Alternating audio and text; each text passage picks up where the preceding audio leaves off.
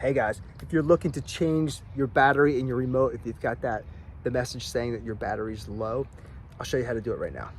So what you want to do is you want to flip the remote like this and find that switch. You pull it down with your thumb, pull this down, and you pull out the key. So here's the key. So you want to flip this remote over and you want to stick this in, not here. You don't want to put it here where it usually goes. You want to put it right in here and you want to tilt up. So you sort of flick it up. So you put it in and you pop it up and you just kind of push it in and this pops out. Now I had already taken the battery out. So you take this out and you put your battery in. So the battery's got two sides. You want it to be the completely smooth side up.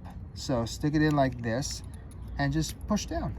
Now when you're taking it out, you may need a toothpick to just, or something very thin to just pop it out of there, wedge it out. You could probably get it with your fingernail, or it might just, if you do this a couple times, it'll come out, but you could just pry it out. It pops right out.